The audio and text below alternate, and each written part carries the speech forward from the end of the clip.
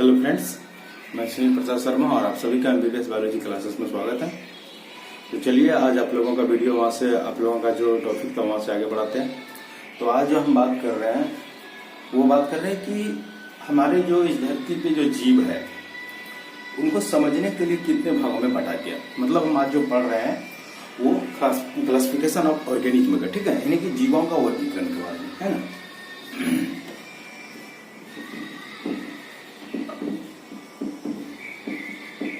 Classification of organism.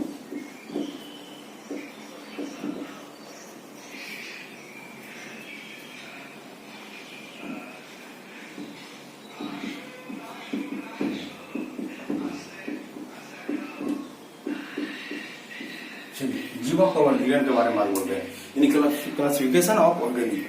तो आपको सबसे पहले हम आपको बता दें, एक वैज्ञानिक थे जिसका नाम है व्हिटेकर।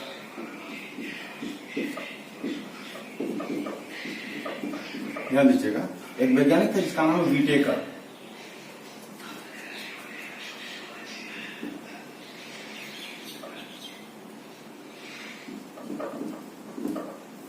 ध्यान दीजिए, एक वैज्ञानिक था व्हिटेकर जिन्होंने 1969 को, एक वैज्ञानिक था जिसका नाम व्हिटेकर ने 1969 ईस्वी को दुनिया के समस्त जीवधारी को, दुनिया के समस्त जीवों को समझने के लिए उसे 5 भागों में बांटा गया। हम बोले क्या आपको, बोले क्या कि व्हिटेकर नामक वैज्ञानिक ने 1969 ईस्वी में दुनिया के समस्त जीवधारी को समझने के लिए उसे 5 जगत में बांटा गया। हम बोले आपको क्या कि आपको पूछा जाएगा कि ये जो जीवधारी है, जो जीव है, इनको समझने के लिए कितने भाग में बांटा गया। तो बोले क्या कि एक साइंटिस्ट है जिसका नाम है व्हिटेकर, इसका नाम है व्हिटेकर ने दुनिया के समस्त जीवधारी को समझने के लिए, व्हिटेकर ने दुनिया के समस्त जीवधारी को समझने के लिए उसे 5 जगत में बांटा, उन्हें 5 जगत में बांटा। हम बोले एक बार फिर से रिपीट कर देते हैं, हम बोले दुनिया के समस्त जीवधारी को समझने के लिए, बोले व्हिटेकर नामक वैज्ञानिक ने दुनिया के समस्त जीवधारी को समझने के लिए, दुनिया के समस्त जीवधारी को समझने के लिए 5 जगत में बांटा 1969 ईस्वी को। हम बोले एक बार फिर से रिपीट करते हैं, हम बोलिए कि व्हिटेकर नामक वैज्ञानिक ने 1969 ईस्वी को दुनिया के समस्त जीवधारी को समझने के लिए उसे 5 जगत में बांटा। उनको जो है टोटल कितने जगत में बांटा, उनको 5 जगत में। तो हम 5 जगत का यहाँ पर जो है हम नाम लिख देंगे, तब उनके बाद आप लोगों को उनमें से पढ़ाएंगे। तो सबसे पहला मोनेरा,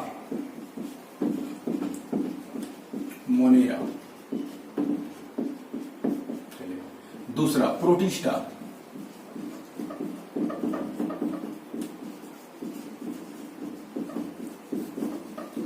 तीसरा फंजाई, चौथा प्लांटी,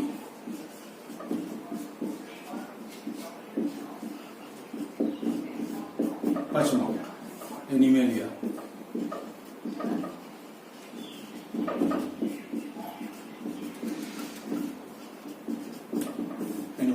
हम बोले आपको कि दुनिया के समस्त जीवधारी को समझने के लिए इसे 5 जगत में बांटा गया है। 5 जगत आपके सामने में पेश है, आप मेरे साथ रिपीट करेंगे। सबसे पहले क्या बोले, Monera, protista, fungi, Plantae, animalia. फिर से बोले Monera, protista, fungi, Plantae, animalia. फिर से रिपीट करते, Monera, protista, fungi, Plantae, animalia. हम बोले आपको कि दुनिया के समस्त जीवधारी को समझने के लिए व्हिटेकर नामक वैज्ञानिक ने जो है 1969 ईस्वी को 5 जगत में बांटा, जिनमें सबसे पहला का नाम Monera, protista, fungi, Plantae, animalia. और फिर से करता है Monera, protista, fungi, Plantae, animalia. फिर से Monera, protista, fungi, Plantae, animalia. फिर से मोनेरा, प्रोटिस्टा, फंजाई, प्लांटी और एनिमेलिया। चलिए, ये 5 जो जगह था वो हम आप लोग लिख दिया, बेका करके उनमें पढ़ेंगे।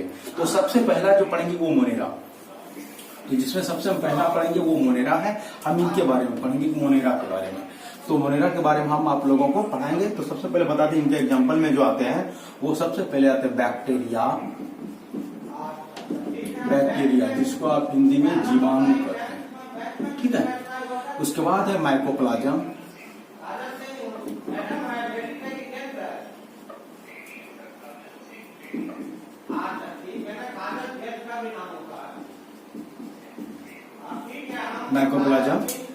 न्यू बैक्टीरिया,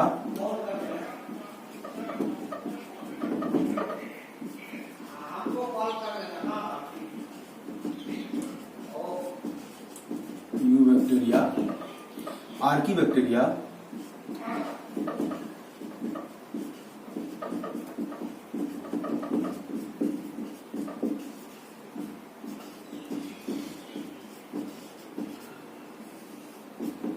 आर्की बैक्टीरिया, इसके बाद साइनोबैक्टीरिया।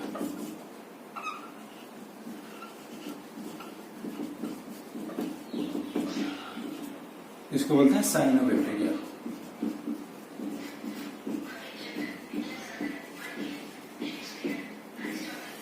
चलिए, ये आप लोगों को बता दें कि मोनेरा के अंतर्गत जो आते हैं वो कौन कौन आते हैं। तो बैक्टीरिया आते हैं, माइकोप्लाज्म आते हैं, यू बैक्टीरिया आता है, आर्की बैक्टीरिया आता है, साइनोबैक्टीरिया आता है। ठीक है, चलिए अब जो यहाँ पर हम बात करेंगे उस चीज पर आप ध्यान दीजिएगा। सबसे पहले जो मोनेरा जो जगत है इनका हम बात करेंगे करके कि जो मोनेरा सबसे पहले पढ़ रहा है, बोले क्या कि इस जगत के जो जीव होते हैं, ध्यान दीजिएगा कि जो मोनेरा जगत के जो जीव होते हैं, ये जो मोनेरा जगत का जो जीव होता है जिसको आप किंगडम मोनेरा बोलते हैं, बोले कि मोनेरा जगत के जो जीव होते हैं ये सूक्ष्म होते हैं, मतलब उनको सूक्ष्मदर्शी से देखने की आवश्यकता है।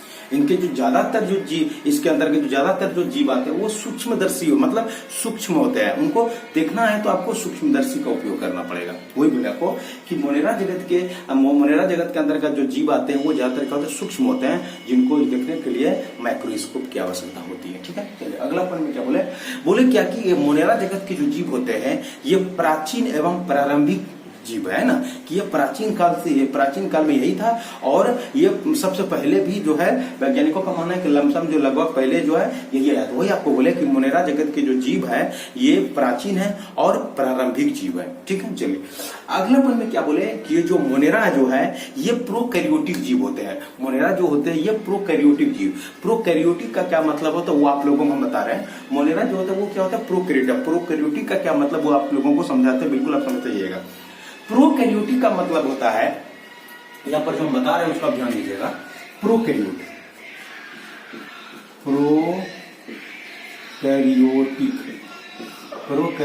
कोशिका, प्रोकैरियोटिक सेल, कैरियोटिक, ध्यान दीजिएगा यहाँ दो शब्द है, एक प्रो एक कैरियोट।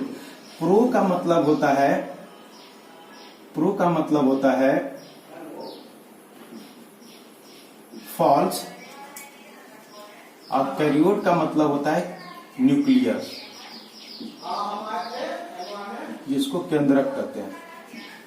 ध्यान दीजिएगा, यहाँ प्रो का मतलब क्या होता है, फॉल्स होता है, कैरियोट का मतलब होता है न्यूक्लियस, है ना। प्रो मतलब वो फॉल्स मतलब झूठा मतलब क्या, मतलब गलत बोल रहे हैं, मतलब नहीं, है ना। झूठा मतलब नहीं, मतलब झूठा बोल रहे हैं, झूठा चीज बोल रहे हैं। वही बोले आपको कि प्रो मतलब क्या होगा, फॉल्स, है ना। कैरियोट मतलब न्यूक्लियस मतलब केंद्र। वही बोले कि ऐसी कोशिका, ध्यान दीजिएगा, हम बोले ऐसी कोशिका जिसमें सही केंद्रक नहीं, मतलब ये झूठा हो गया ना। झूठा मतलब क्या, इसमें ये सही नहीं हुआ, ये झूठा हो गया, मतलब ये सही नहीं है ना। वही बोले क्या, ऐसी कोशिका जिसमें सही केंद्रक नहीं पाई जाती है, जिसमें सही जो है वो सही जो केंद्रक होते हैं वो उसमें नहीं पाया जाता है।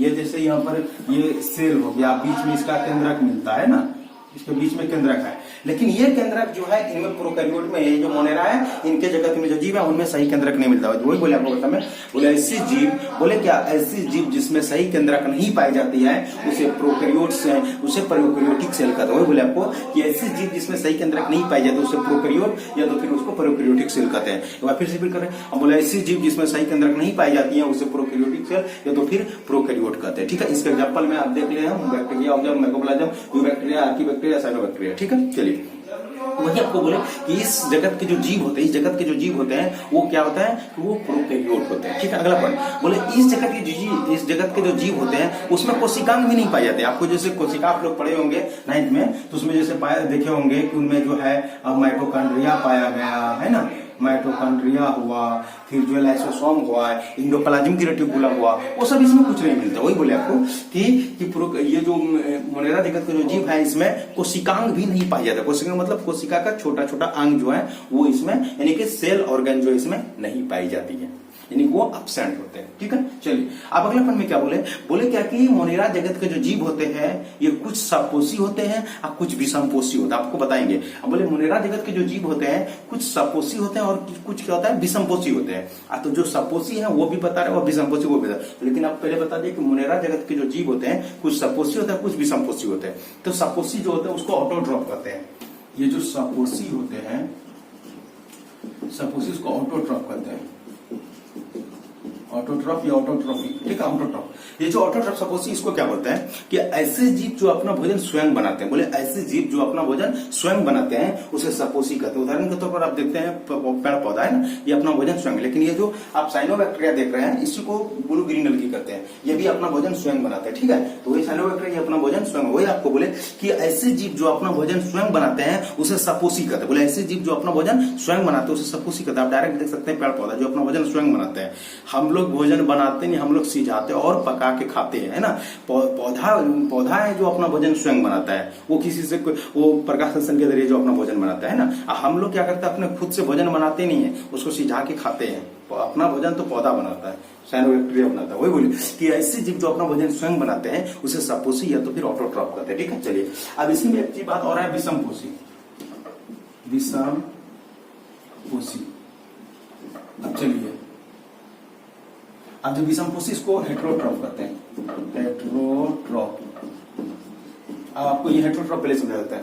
हम बोले ऐसे जीव, ध्यान दीजिए, बोले क्या, ऐसे जीव जो अपना भोजन जिंदा या मरे चीजों से प्राप्त करती है। बोले ऐसे जीव जो अपना भोजन जिंदा या मरे चीजों से प्राप्त करती है उसे हेटेरोट्रॉफ या तो विषमपोषी कहते हैं या परपोषी कहते हैं। हम बोले ऐसे जीव जो अपना भोजन जिंदा या मरे चीजों से प्राप्त करते हैं, या जिंदा से भी कर सकते हैं या मरे चीजों से भी कर सकते हैं, उसे विषमपोषी या हेटेरोट्रॉफ कहते हैं, या तो फिर इसी को परपोषी कहते हैं। फिर कर देते हैं, हम बोले ऐसे जीव जो अपना भोजन जो है जिंदा या मरे चीजों से, यानी क्या मतलब क्या हो गया, ये लिविंग हो गया है ना, मतलब इसमें जीवन है, लाइफ है इसमें।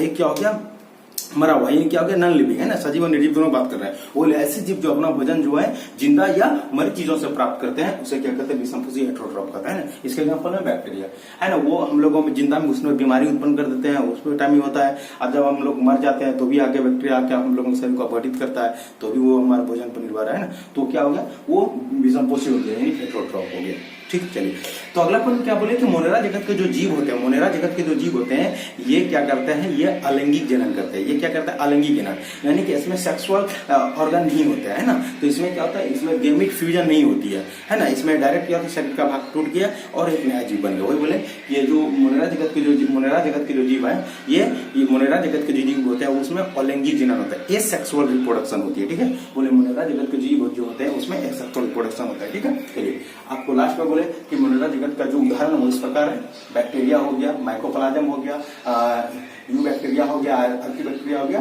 और साइनोबैक्टीरिया हो गया। चलिए तो ये आप लोगों को हम बता दिए, आप लोगों को एक चीज बता दिया, प्रोकैरियोट बता दिया, अब यूकैरियोट भी बता ही देते हैं। यूकैरियोट है ना, ये तो यूकैरियोटिक बोल सकते हैं। देखो यू का मतलब होता है ट्रू, कैरियोटिक का मतलब होता है न्यूक्लियस। न्यूक्लियस मतलब केंद्र, समझ लीजिएगा। ट्रू मतलब सत्य। तो बोलेंगे कि ऐसी कोशिका जिसमें सही केंद्रक पाई जाती है, बोले ऐसी कोशिका जिसमें सही केंद्रक पाई जाती है उसे यूकैरियोटिक सेल कहते हैं या तो यूकैरियोटिक जीव कहते हैं। बोले कि ऐसी कोशिका या तो ऐसी जीव, बोले ऐसी कोशिका जिसमें सही केंद्रक पाई जाती है, बोले ऐसी कोशिका जिसमें सही केंद्रक पाई जाती है उसे यूकैरियोटिक सेल या तो फिर यूकैरियोट कहते हैं, ठीक है। तो इसके उदाहरण में पेड़ पौधा हम लोग हो गए, पेड़ पौधा हो गया हम लोग है, यूकैरियोटिक जीव है, ठीक है। चलिए ठीक है, तो आज आप लोगों का क्लास जो है यहाँ पर ब्रेक करते हैं, ठीक है। धन्यवाद।